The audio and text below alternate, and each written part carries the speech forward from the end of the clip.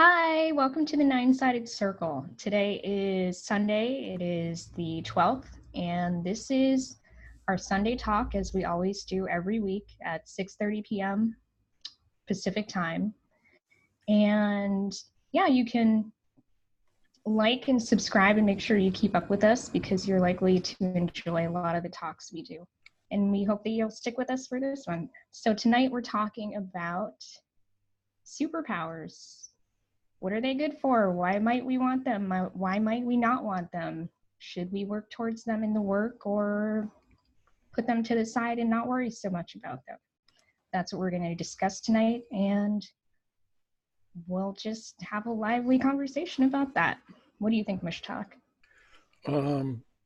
I think that that's a good idea. Yes. And I would be your other host, Mushtaq. Yep. Obviously, I'm the one who is the less important of the two of us. Equally important. Yeah, you are much cooler than I am. I'd say I try, but I know I don't have to try. No, you don't have to try. It's naturally a thing. So, because there are, I mean, every people, every religion, every philosophy touches on the idea of superpowers at one point or another. And I think that it is useful to use a very clear text to look at this, because it's the one that helped me understand what these things are all about. The Sanskrit term for this is siddhis. S-I-D-D-H-I-S, siddhis. In Arabic, you can call them karamat. And these are put forth as superpowers, as things that highly evolved beings develop, but not by the highly evolved beings. They don't put that forward. This is for people who read the fairy tales. So, the third book of the Yoga Sutras of Patanjali is called the Vibhuti Pada. Vibhuti is a really interesting word. If I were to define it out of my Sanskrit English dictionary, the first definition I would come to is penetrating or pervading. Second is abundant and plentiful. The third is presiding over. The fourth would be development, multiplication, expansion. And then, and only then, do we get to manifestation of might, great power, and superhuman power. So when you see Vibhuti in Sanskrit, it's often talking about siddhis, or what we call superhuman powers. Now, this book of the Yoga Sutras starts with the last three limbs of yoga. If you remember a while back, quite a while back, over a year ago, almost 2 years ago, holy crap, could it be? No, can't be that far. A little over a year ago. Yeah. Maybe a year and a half ago. Year and a half, yeah. Yeah. Hard to believe that that this is going on this long. Our baby's grown up. Yep. But I did a talk on the 8 limbs of yoga from the Yoga Sutras, and I will link to it when we put this up on YouTube, either on the video itself, in which case it will be probably up here, or in the description, or both, because I can do that. But we talk about the 8 limbs as the developmental process of integration. And in the Sadhana Pada, the second chapter of the Yoga Sutras, it talks about the first 5 limbs. And then it does the last 3 in the next chapter, which makes no sense for how you would do it. You would think that all 8 limbs would be in the same chapter, right? Except that after Patanjali defines the last 3 limbs of yoga, which are concentration, meditation, and flow,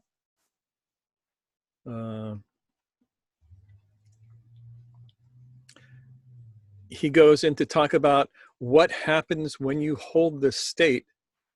He says that those 3, when they are done together, create the samyama, the great practice, the great binding.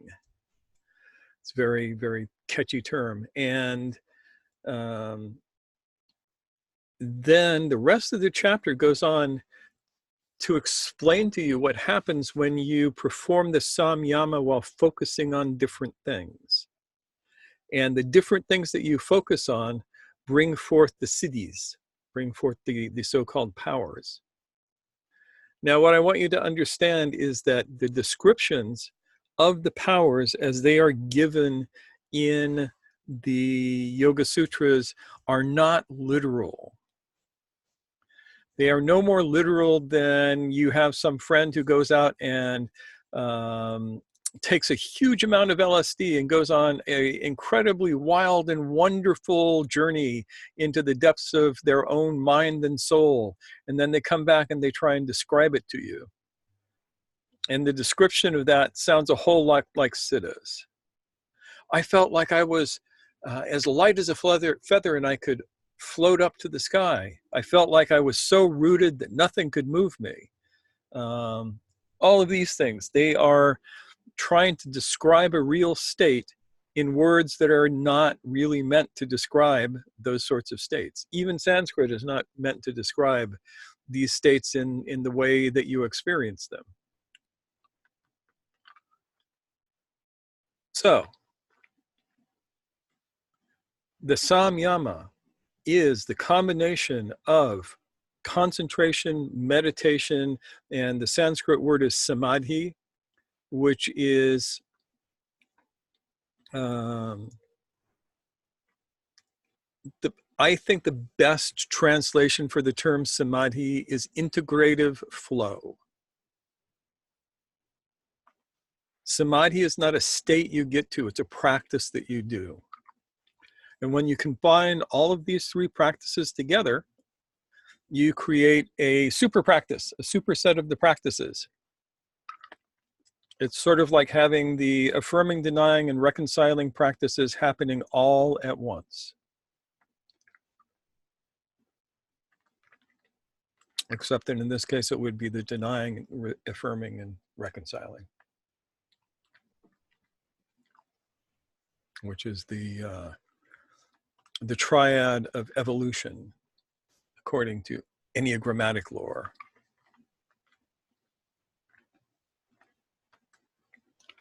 You following me so far? Or are we totally lost here?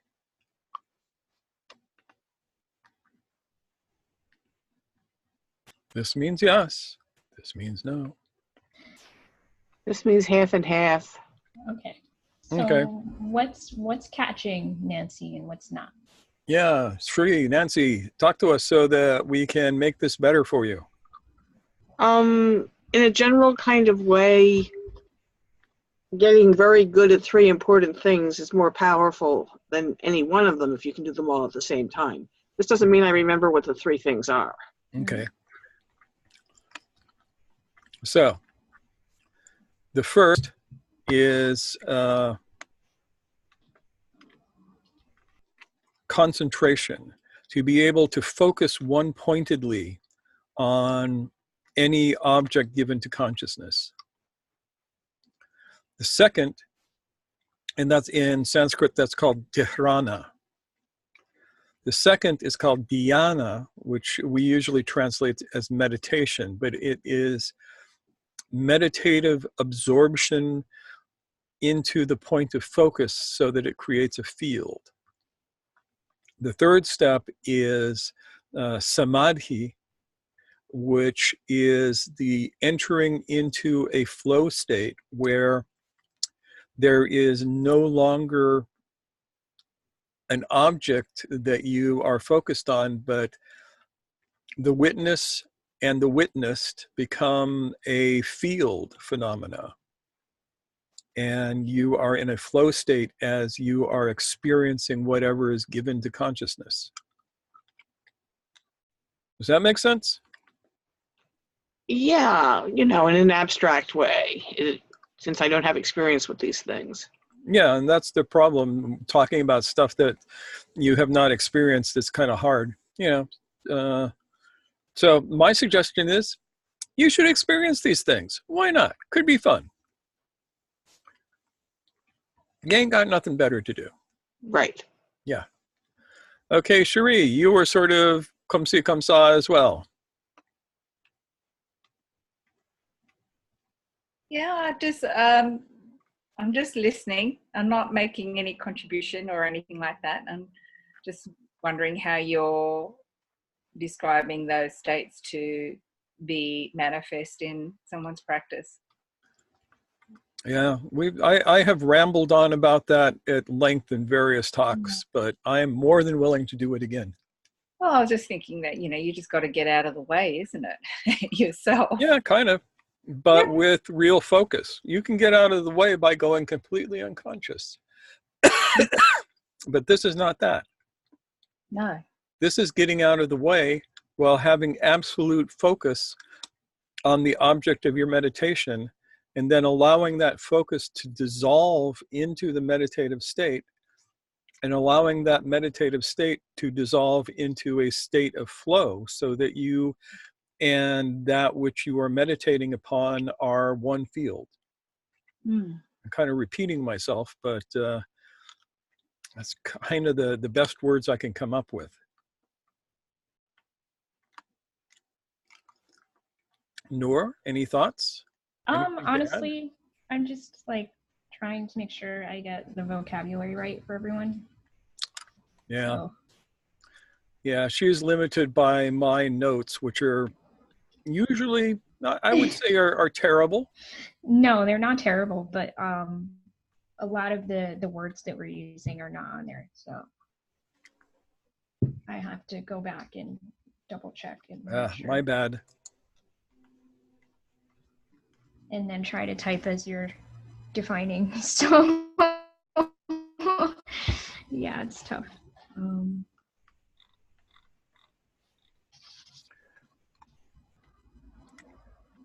How is the meditation phase different from the flow phase? So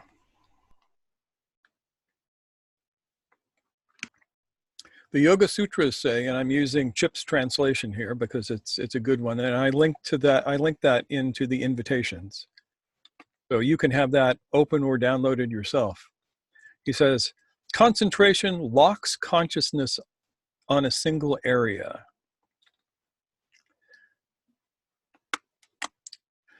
In meditative absorption, which is dhyana, the entire perceptual flow is aligned with that object.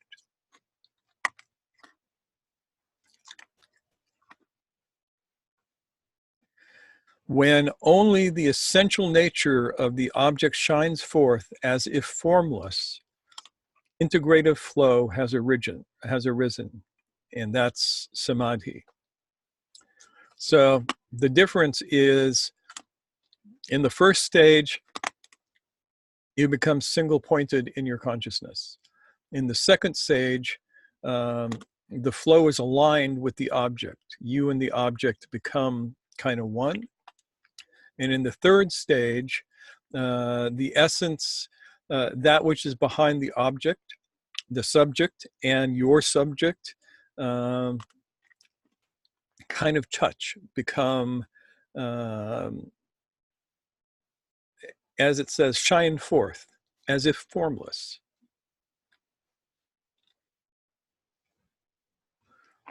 And then he goes on to say, concentration, meditation, and meditative integration or integrative, whatever you want to call it, samadhi, regarding a single object comprise the perfect discipline, the samyama of consciousness. Now you have to realize that Sanskrit, like English, is an object-oriented language. So things that we would not consider to be objects are objects according to the language. So then we get into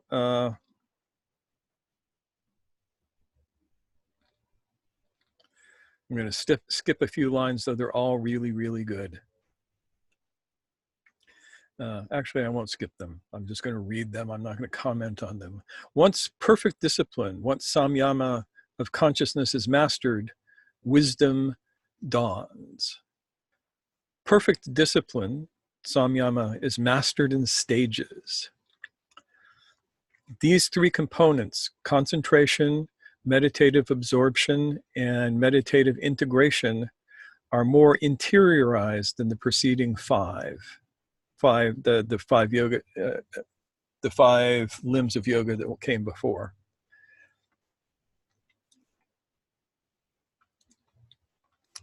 Even these three are external to integration that bears no seeds. So there is samadhi, bija samadhi, and nabija samadhi. Bija samadhi is flow state that bears seeds. Bearing seeds means that you are creating karma with your actions. Not bearing seeds means that there is no karma. You are acting in a completely, you're acting within the Tao. You're acting without acting, which is some pretty heavy stuff.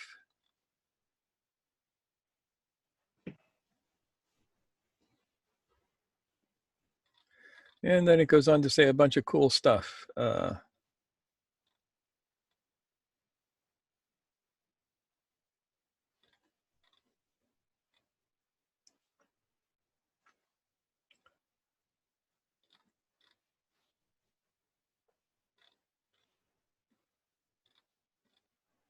Yeah, one of these days I'm going to have to do a whole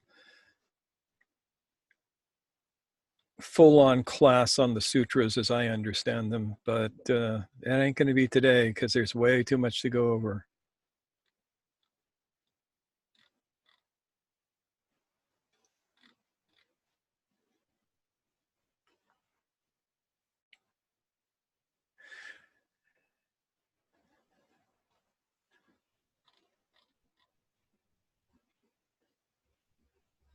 So around verse 18, we start getting into what the siddhas are.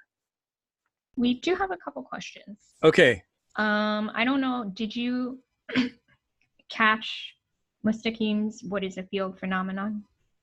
No, I did not. Stupid of me, sorry. So Mustaqim, a field phenomena, is where rather than having two objects, so you take a magnet, right? A magnet is a field phenomena because what makes it a magnet is not that there is a bar of iron there. What makes it a magnet is that there is a field around the bar of iron that has two poles.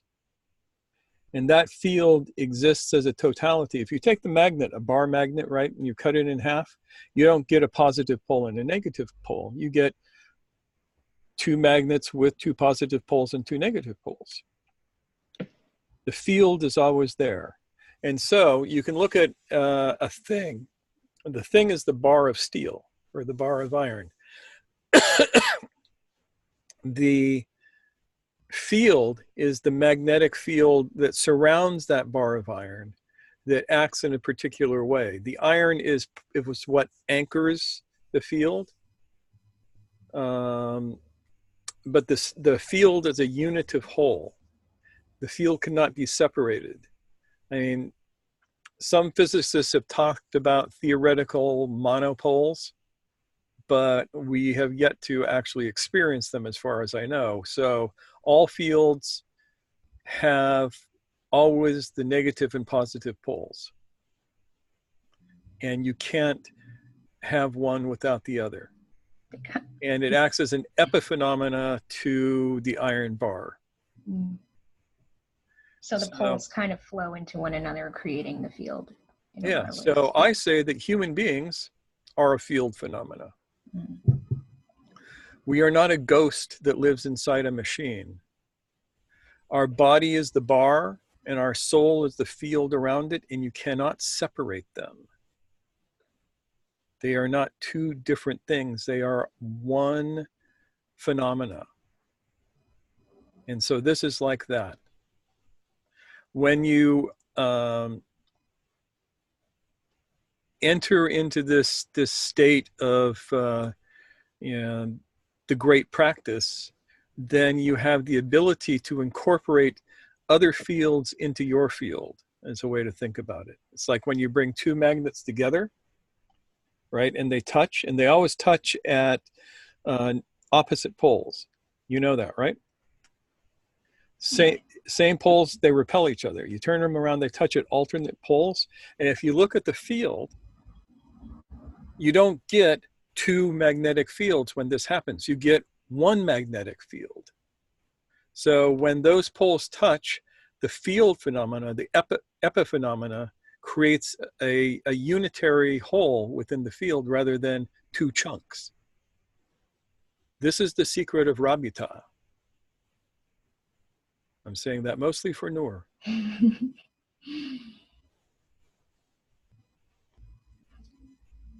that make sense, Mr. Kim? Spiritual connection. Yep. Okay. And Shri was asking, when you asked, what does this look like? What specifically do you I can remember? barely hear you. Okay. Shri asked, what does this look like? And I'm trying to remember. Do you remember exactly what you were asking about, Shri? When you talking about the concentration and meditation and the integrated flow coming together, what does that look like? Okay. So it looks like somebody's sitting there. Just sitting there. Could be, or somebody walking. On the outside. On the outside, yeah. What it looks like. Inside, so the first thing, we're going to take an old style theosophical kind of meditation, which is to put a candle and concentrate on the flame of the candle. So if I were to do this, I would focus on the flame of the candle until that was the only thing that I perceived. I shut out all perception except for that flame. I am no longer distracted. That's dhyana.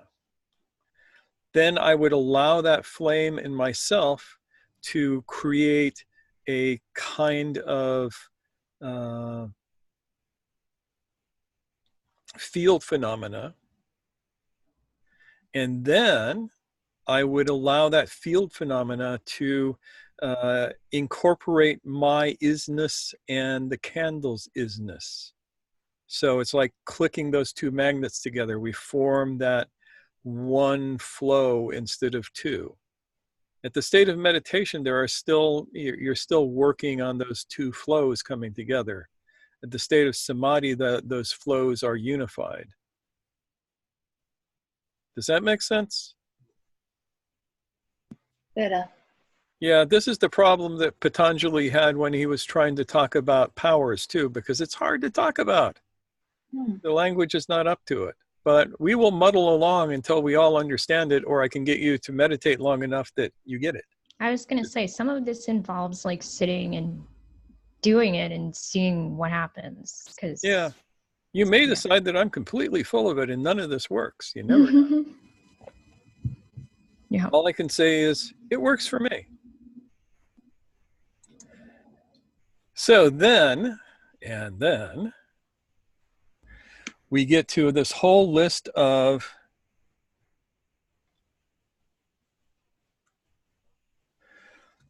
things that happen when you turn this this great practice onto different objects presented to consciousness.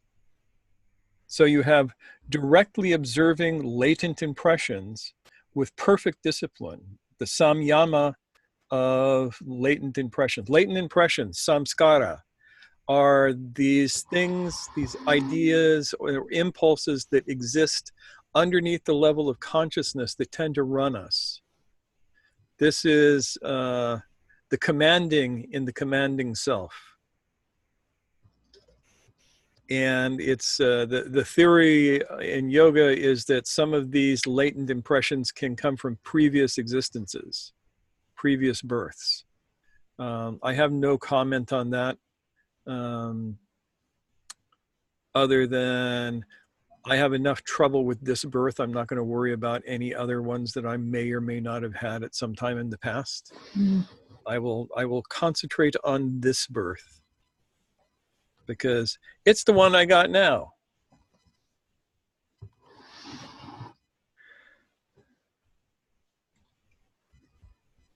So here's another one. This is a great superpower. Focusing with perfect discipline on the perceptions of another yields insights into that person's consciousness. So I can give you a direct experience of what this, or I can give you a description of what this is like for me. When I am working with somebody, I will do the great practice with them as my focus. This allows me to have insight into what they're saying at a deeper level than I would otherwise. It allows me to have insight at a more intuitive level. So people will notice that when I'm working with them, I might seem, maybe a little weird. Because I will be completely focused on them. And if I'm not careful and I do it too blatantly, it can become uncomfortable. But when you create a field with the other person as the other pole of that field, information travels across the field. Does that make sense? We're getting nods, yes, from Nancy.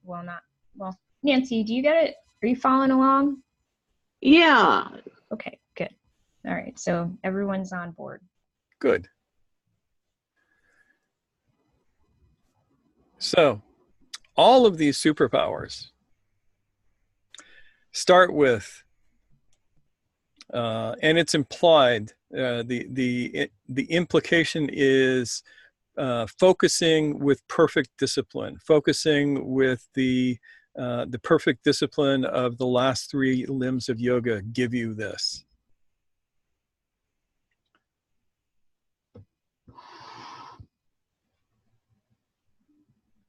Somebody else is here. Craig. Craig is my friend. Glad to have someone new to the talk joining us. That's always fun. Yeah, Craig is joining us from the frozen north. Ooh. Okay, And so do you want to revisit your thought just now? Where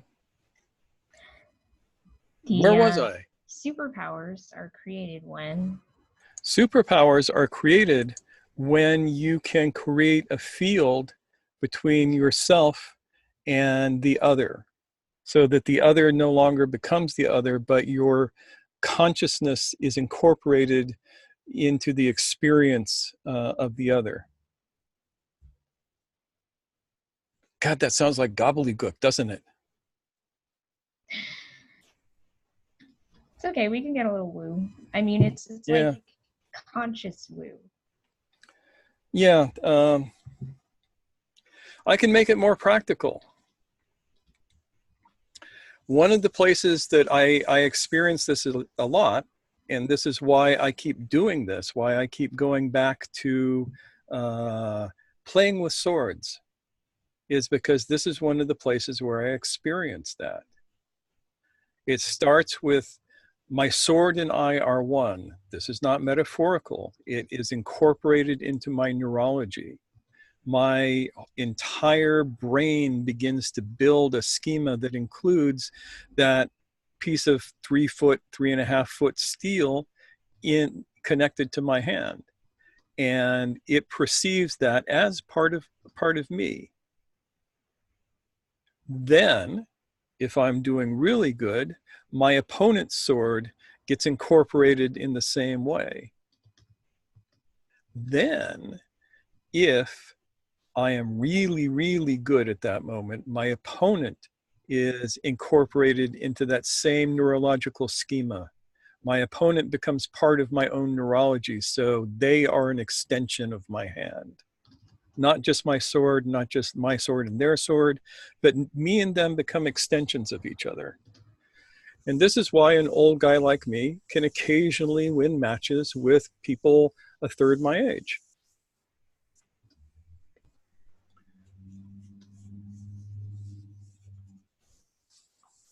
And this is also why it's so hard to completely wrap our heads around this if we haven't experienced that. Because that is something that we are actually not trained to do at all in our typical day-to-day life. Sheree thinks this is really cool. It is really cool. It's one of the coolest things ever. Yeah. It is so cool that it can become addicting. I have a question. Can you overstep, like incorporating other things? Oh, hell yeah. This Yeah. is not safe. Mm. This is why every spiritual path warns you, be careful of this. It's seductive. It's cool. You can lose yourself in it. This is like the heroin of spirituality. A useful drug if you can use it correctly, dangerous if you don't. What can happen if you don't? If you don't, you can do riskier and riskier things until you kill yourself. A great example is extreme sports people, because they hit this flow state when they are doing things like wingsuiting off the side of a mountain. Mm. You cannot survive wingsuiting off the side of a mountain if you don't hit this state. So it literally forces you into it. And a lot of extreme sports people get killed every year doing things like wingsuiting off the sides of mountains, because even in a flow state, you cannot totally compensate for all of the variables. Mm-hmm. And so sometimes, wham, up against the side of the mountain and you're dead. Yeah. And this happens to the most expert people who do it. And yet, knowing this, they still go and do it, even though yes, some of them are making money doing it because they get endorsements and all that kind of stuff, but they don't necessarily get any value from it other than the flow state. Yep. So it becomes incredibly dangerous. Now, let me refer you to Mr. Gurdjieff. One of the siddhas is basically the powers of hypnosis. Let me look up what the Yoga Sutras call it.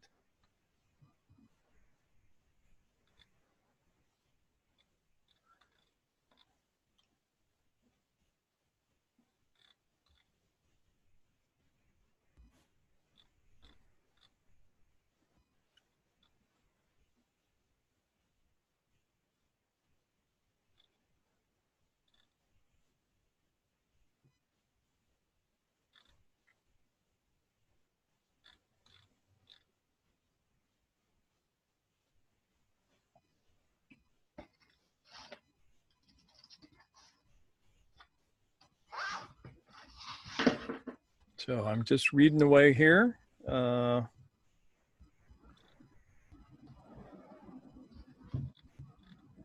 There's all of this good stuff here, including the tortoise channel, focusing on the tortoise channel, which I'm not going to explain, but this is all, yeah, this is all in the text. This is all in the text.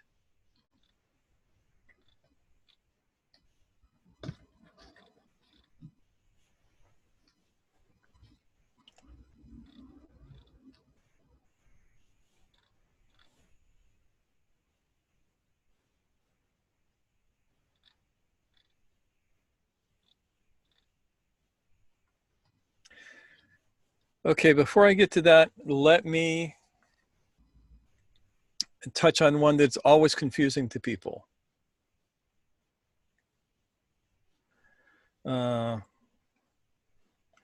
It's usually translated as something along, by relaxing one's attachment to the body and becoming profoundly sensitive to its currents, consciousness can enter another's body. Now, when you hear that, it sounds like, oh, you're going to go out and possess somebody else. This is not what that means. Cherie will know what this means because she's done it, being a body worker. When you are in the right state and you are working on somebody, your consciousness can literally seem as if it enters into that person. So you feel what they feel, you know what they know. You can sense these hidden tensions that they're experiencing in ways that seem paranormal, though they're not. You know what I'm talking about, Cherie? I know you've done this. Yes, when I first started, I didn't understand what I was experiencing and found it quite frightening because people would say, get out of my head. How did you get in there? And I didn't really understand it. But what you're describing right now, and I was just speaking to Ken then, was being able to have that concentration combined with the meditation, integrating flow to understand another human being better versus launching myself off a mountain, which I've also done. The mountain thing was more ego-driven and self-driven to experience something versus understanding and empathizing with another human being. So listening to you talk, the purpose of gaining that field and you are kind of merging with another human being, that it's a deep empathy without losing yourself. It's actually something that when I'm working, if I don't have that feeling, I feel blind. Mm-hmm. Because it's not a sense you use with your eyes. It's all the senses combined. And you are connected to that person by being completely present. When yes. I'm working with someone, I actually say to them, can I just finish this thing? And when I do my particular thing that I have to do, notes or whatever, and then I'll turn to them and say, now you've got me 100%. It is only then that I can experience that connection. It's nothing, and I was thinking about it just then, it's nothing fancy. It's just... It sounds fancy when you talk about it. When you're doing it, like, oh, of course. It just is. Yeah. It's the best way to calm that person. It's like you meet them where they are, and then you can help direct them into experiencing another way of being in their body. And the particular fixation that they may have, you can actually bring them to a better understanding that it may be a habit. It's not necessarily real, but it's something that they're manifesting because that was the habit. And now you can show them there's another possibility and how to let that go and not to be so serious about it and not to make that particular experience the entire focus. Yep. Thank you for sharing that, Cherie, because that gives us a really good example of what this looks like in practice. So I think Excuse me. I was just going to say the description of the two magnets, that's when it clicked Yep. for me. So that was a great example that we're not trying to make two separate things, but when you come together, it's something that's unified. And I really like that. So thank you. Yeah. Thank you. That's Awesome. the metaphor that helped me understand it. So I like to pull it out and dust it off. Yeah, that I think it works well. I can concur. What were you going to say, Nancy? Cherie, I was wondering how you figured out how to do this without spooking people. Humor. Use a sense of humor. Ah. And actually, by actually being with them and looking them in the eye, being gentle and listening first. Sometimes they have to talk and talk and talk and talk, and it can take quite a while, but then I'll start directing it in such a way. And using humor makes them laugh at themselves and see where the nonsense is. And that helps a lot. You know, so I actually sometimes frame it as, what are you struggling with? What's your aim? What do you really feel? Where do you feel it? So that helps us direct the session. Yeah. So what they're struggling with might be combing their hair or washing their hair or kicking a ball or whatever it is, or getting their trousers on.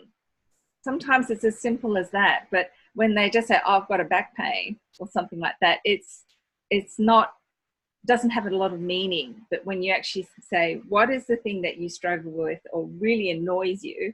And then what's the aim of this session, so that we can actually choose things. We have to observe what's going on around first before we can analyze what's being put forth, and then we can take an action. And that's what I prefer to do as a method of being able to connect to that person, and then they can connect to that thing too. So they're connecting to something to me and can see, oh, that is possible. It's not, I'm stuck with this for the rest of my life. I said, you might not get rid of it completely, but let's see if we can manage it better. I think one key piece to that is that you're picking up on things, but then you're not reading it off to them. You're letting them participate in opening up about it with you.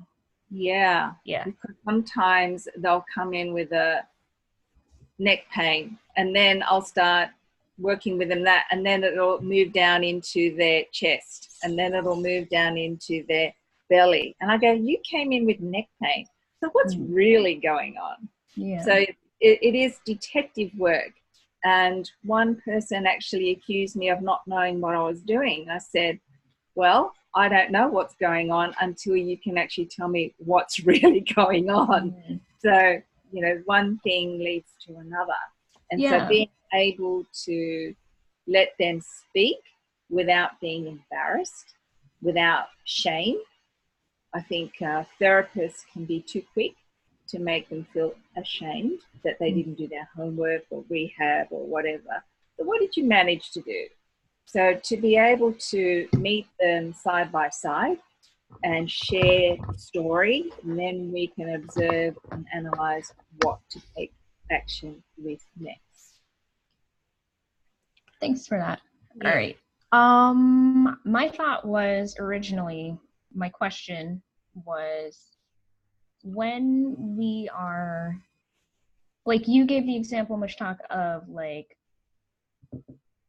skydiving or something like that, something that's like an extreme sport. But I was thinking more along the lines of like interpersonal boundaries. And, you know, when you're having an experience of merging, is there a possibility that that can be an overstep? That it Oh, be, sure.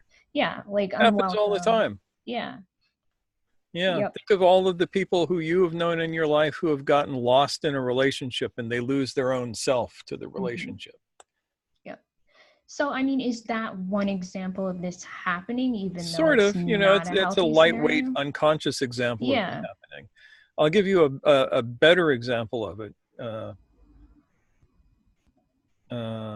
which is from the life of Mr. Gurdjieff. Yeah. Now, I've mentioned before, and you probably know, that Mr. Gurdjieff was a master hypnotist. He studied the Eastern forms of hypnosis for years, where he went and he got incredibly good at it. He could drop people in and out of trances pretty much at will. And one day he realized that this superpower of his was completely getting in his way because it made him lazy. He could get what he wanted just by manipulating the people around him into thinking what he wanted them to think and doing what he wanted them to do. Yeah. And so he made a vow to himself that no matter what, I think there was like one or two caveats having to do with saving somebody's life and special work with a given student. But no matter what, he would never, ever use his powers of hypnosis again for his own benefit. Yeah. I mean, I was hoping you would talk about that when you were talking about like the dangers of Yes. having a superpower, because I feel like, yeah, okay, we've talked about flow state and how that can be addicting in a like physiological sort of way, but this is more of like a psychosocial, emotional kind of thing. So Yeah.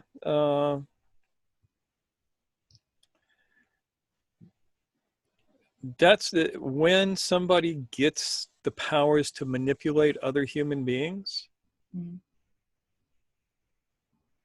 it becomes very dangerous because we're all lazy. We like life to be easy for us. And the thing is, and this was Mr. Gurdjieff's point, is by making his life easy, he stopped his own work. yeah. Because if you can, when life is good, when life is easy, when you get everything that you want, you have no real impetus to grow. You need some pressure. You need some challenge, as it were. It's like when I go to fencing practice, I always look to fence with the people who are better than me. It does me very, very little good to fence with people who I know I can beat. I want to fence with people who I know can beat me 4 times out of 5. And then I want to see if I can make it 3 times out of 5 and 2 times out of 5. Yeah. That's where you grow. And that's uncomfortable. Because if I fence with people that are better than me and my ego is in the way, I'm going to get pissed when I lose. And it's going to affect me negatively. If I get my ego out of the way, it becomes a great blessing to be beaten by somebody better than me because I can learn from the experience, but not if I'm ego involved. Mm-hmm. Involved in samskara and all that stuff. Yeah. Yeah. What was I going to say? So in terms of, you know, how these things come up in our growing within like concentration and becoming absorbed in our meditation and getting into integrative flow, it sounds like that doesn't necessarily mean you're being ethical about it as you progress. Yeah. No, that's why the 8 limbs of yoga start out with the external and internal ethics. Mm-hmm. Yep. There's a progression there, right? Yep. So definitely go back to probably over here, the 8 limbs of yoga, and that talk, and listen to it, because there is a logical progression of development that helps you develop as a sane and healthy human being. Mm-hmm. And if you jump to the end of the story, you're going to make some mistakes. Potentially some big, really painful ones. Huge, very painful. People. Yeah. Hurt like crazy mistakes. Mm-hmm. So why, okay, so, you're progressing on this path and you're doing this work. Why would someone I guess this gets into that. We're talking about why someone may choose not to take advantage of the strengths that are developing for them. Yeah, if you choose to, and you chose the exact right phrase, take advantage of the strengths that are developing. Mhm. What if you were a yogi sitting in the forest and you developed all of these powers and you realized, oh, I don't have to go and, if I go and beg for my food and use these powers, I am going to have feasts, right? People will give me more food than they can afford to. And then wham, the next thing you know, you're stuck in samsara again. All human beings, as far as I can tell, I have never yet met one that isn't, are prey to the possibility of abuse of power for personal gain.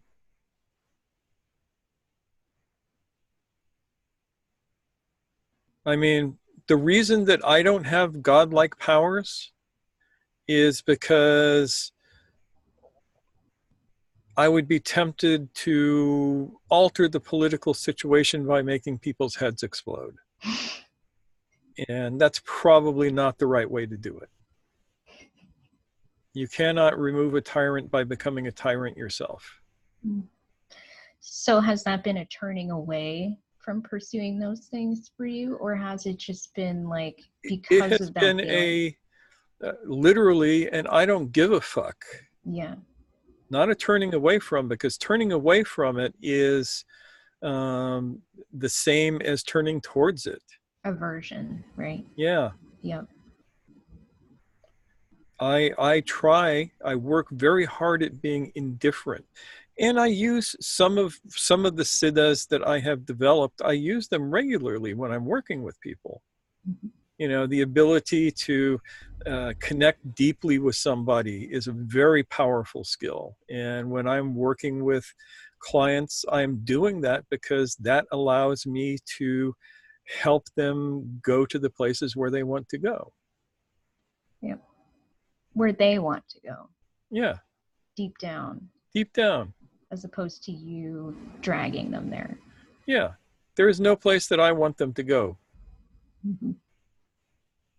And if there becomes places, if I go, oh, I really want this person to do this or do that, then the moment I notice it, I know I'm out of balance. Mm-hmm. Yeah, exactly. And I have to correct that. Sadly, I am not the perfect master yet. I am a perfect example of the imperfect master. As a matter of fact, very few are as imperfect as I. I'm very proud of that. Not that I have any ego about it. No, not at all. Ah, So those are my questions for the moment. yeah. What are you thinking about, Nancy? Well, one thing is just this thing of concentration, full involvement with some object offered to perception, Mhm. whether that has something to do with addiction. Well, it could. Doesn't have to. Are you addicted to your calligraphy? Unfortunately, no. But when you're doing it really, really well, you are probably in that kind of focus where there's basically nothing but your calligraphy. Have you ever achieved that state of focus with it? Possibly, mostly not. I've had people talk to me as though they think I'm in some deep meditative state, and I was probably worrying about money. Well, So, then you have a practice that you can do, which is to do your calligraphy in such a way that it's just you and your calligraphy, if only for moments. Mm-hmm. mhm. Yep. Yeah, it's just, no, I meant it the other way around, that addicts might be having this kind of concentration, but it's not good. Yeah, well, like I said, flow state is addictive. Yeah. It is And as or more addictive than heroin, in my personal opinion. It's very dangerous especially if you learn it accidentally. Mhm. I was going to say that gets into like being addicted to a relationship. Yeah. Some kind of connection, real or perceived. Yep. Yep.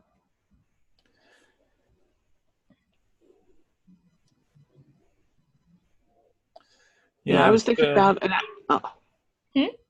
alcoholic's relationship with that glass of alcohol. So, total focus. Yeah.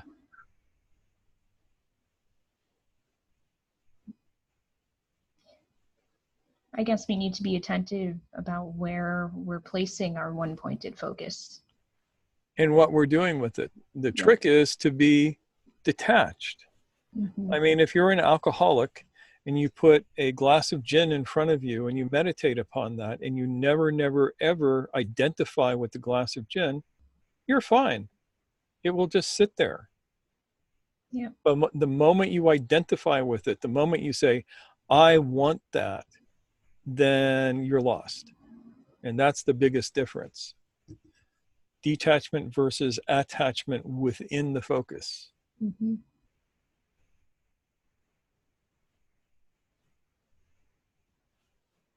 Challenging. Yeah, it's simple, but it ain't easy. Yeah. So that's all I got to say about it.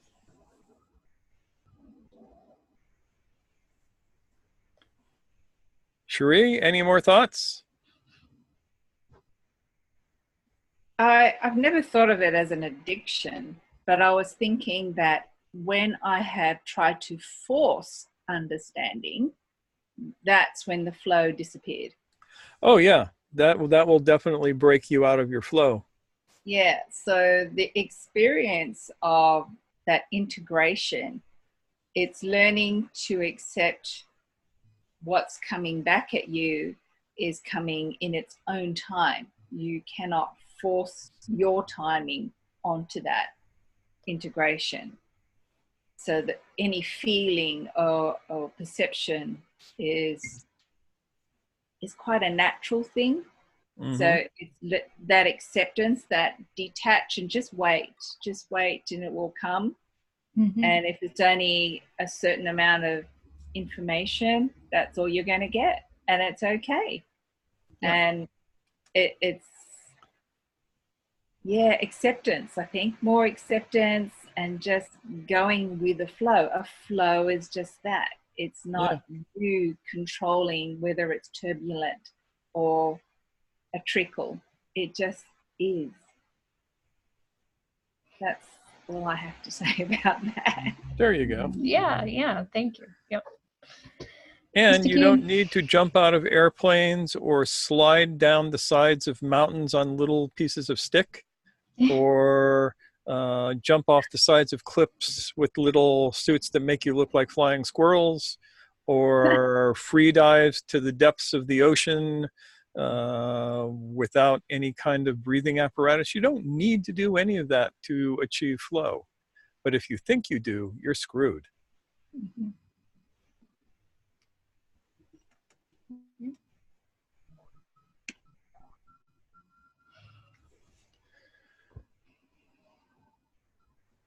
All right, so that's all I got for tonight. I think that's a lot. I definitely encourage everyone to read the chapter if you haven't had the chance, because I feel like that will help a lot of pieces come together. And then maybe give this a re-listen, because I feel like there's a lot of valuable details in there. Yeah, and go back and listen to my talk on Yes. the 8 limbs. Yep. And I will do various links in this for that. Cool. Yep. All right, I'm going to stop the recording and thank you all for coming. Yes, and I will thank look you. forward to seeing you next week. Take care.